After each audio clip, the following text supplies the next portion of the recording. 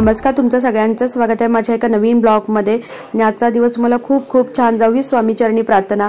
तर आज नेहमीप्रमाणे काहीतरी वेगळं सांगायचा प्रयत्न करते आणि ही होम रेमेडीज आहे। तर पहिल्यांदा मी ट्राय केली आणि नंतर म्हटलं तुमच्यासोबत पण शेअर करते।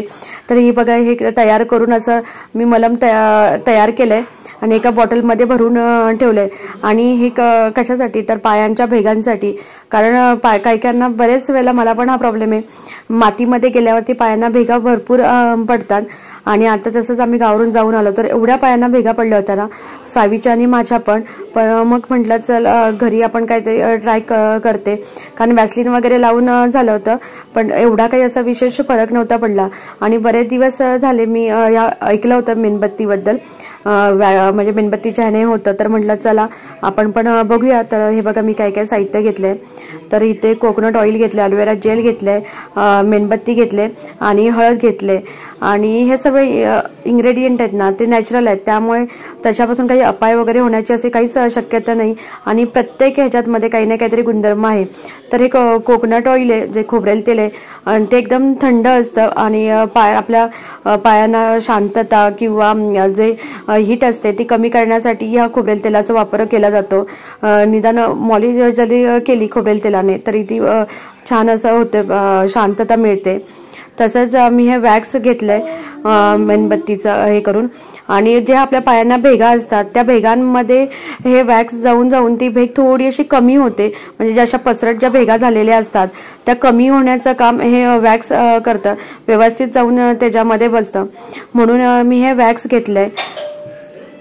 आणि आता तेल गरम झाल्याच्या नंतर वॅक्स टाकून घेतलं, म्हणजे ते कसं एकदम पटकन वितळतं। आणि हे बघा गॅसवरतीच ठेवले, त्याच्या आधी कुठलेच इन्ग्रेडियंट आधी टाकले नाही आहेत। वॅक्स आणि खोबरेल तेल पूर्ण असं वितळून घ्यायचं आणि ते थंड होऊ द्यायचं। थंड झाल्याच्या नंतर मग जे बाकीचे घटक आहेत ते त्याच्यामध्ये मिक्स करायचे। तर वॅक्स आणि खोबरेल तेल बघा आता घट्ट झाले आणि मी व्यवस्थित त्याला असं मिक्स करून घेते, एकदम असं जसं आपण एखादी वॅसलीन वगैरे असतं तसंच झालं। आणि त्याच्यामध्ये आता हळद टाकते। हळद ही अँटीसेप्टिक आहे आणि त्याच्यामधून जे आपल्या पायांना भेगांमध्ये जे काही इन्फेक्शन असतं, काहीकांना भेगांमुळे रक्त वगैरे येतं किंवा काही जे असतं हे होतं, माती गेल्यामुळे इन्फेक्शन होतं पायांमध्ये, ते सर्व या हळदीच्या गुणधर्मामुळे थोडंसं कमी होतं। आणि ॲलोवेरा जेल टाकले तर ती एकदम थंड आहे आणि मग सर्वांनाच माहिती आहे ती बहुगुणी आहे भरपूर, त्यामुळे ते पण टाकले। आणि हे सर्व करायच्या अगोदर मी पायांना आधी पहिलं स्वच्छ धुवून घेते। तर त्यासाठी कोलगेट घेतले, लेमन घेतले आणि सोडा घेतलाय। तर हे बघा, हे पाय झाले माझ्या पण पायांना अशा थोड्याशा भेगा, जास्त नाही आहे पण थोड्याफार आहेतच भेगा। तर आधी पहिल्यांदा मी त्यांना असं पायांना हे लावून घेते, सर्वकडे क्रीम जे तयार केले मिश्रण ते लावून घेते आणि स्वच्छ असं धुवून घेणार आहे पाय, ब्रशने घासून असं घेते, जसं आपण पेडिक्युअर करतो ना त्या पद्धतीनेच मी हे करणार आहे। आणि त्याच्यामध्ये सोडा असल्यामुळे पाय एकदमच असे स्वच्छ होतात। हे बघा किती पाय एकदम स्वच्छ झालेत।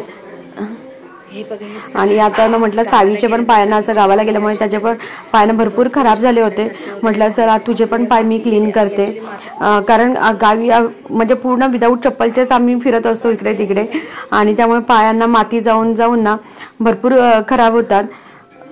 मग तिचे पण पायांची अशी मसाज करते आणि तिला तर एवढा गुदगुदली होते। आणि हे सर्व असं नॅचरल आहे, त्याच्यामध्ये काही असं म्हणजे पायांना हानिकारक होईल किंवा काही इन्फेक्शन होईल असं काही नाही आहे।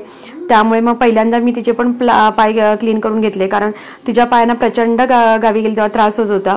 म्हटलं आता आलोच इकडे, आल्याच्या नंतर पुण्याला गेल्याच्या नंतर मी करेन।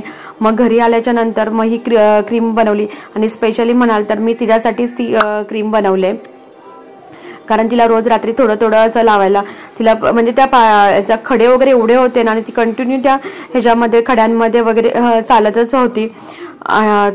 त्यामुळे म्हटलं आता पहिलं हे करते, क्लीन करते। आणि ती एवढी मस्त मजा घेते ना, तिला ते असे गुदी होते, म्हणते मम्मा गुदी होते। आणि मी हे ब्रश वापरलाय, तो सॉफ्ट असा ब्रश आहे, तो मी एका शॉपमधूनच घेतला आणि पेडिक्युअरसाठीच घेतलाय तो ब्रश। तिचे पण पाय मी असे स्वच्छ धुवून घेतले आणि नंतर पुसून म्हटलं आता तू पहिल्यांदा क्रीम आहे ती तिला लावते, कारण तिला त्या क्रीमची प्रचंड गरज आहे.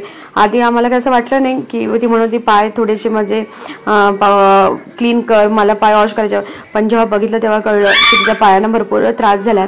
मग हे सर्व नॅचरल याच्यामध्ये गोष्टी आहेत, त्यामुळे त्या पण लावल्या मी आणि रात्रभर लावून तसंच ठेवले तर काही पायांना असं तिच्या झालं नाही. म्हणजे त्याच्यामध्ये सर्व नॅचरल घटक आहेत, त्यामुळे असं पायांना काही हे होण्यासारखं नाहीच आहे. लहान मुलांना पण आपण अप्लाय करू शकतो. आणि म्हटलं आता तिचा झाल्याच्या नंतर मी माझ्या पायांना लावून घेते. तर जसं आपण एखादी वॅसलीन लावतो तसंच लावायचं आणि जिथे पायांच्या भेगा असतील तिथे ती मात्र जरा जास्त लावून असं मसाज करून घ्यायचं. आणि हळद वगैरे असल्यामुळे ना एकदम असे छान आहे. आणि छान असल्या म्हणण्यापेक्षा एकदम काही साईड इफेक्ट्स वगैरे तिचे नाही आहेत आणि सर्व औषधी गुणधर्म असणारेच आपण घटक याच्यामध्ये ॲड केले. तर हे बघा इथे पण एक पायांना भेग गेले, अशा 1-2च अशा माझ्या पायांना भेग आहेत, पण त्या मोठ्यात मग म्हटलं त्यांच्यासाठीच मी हे बनवलंय.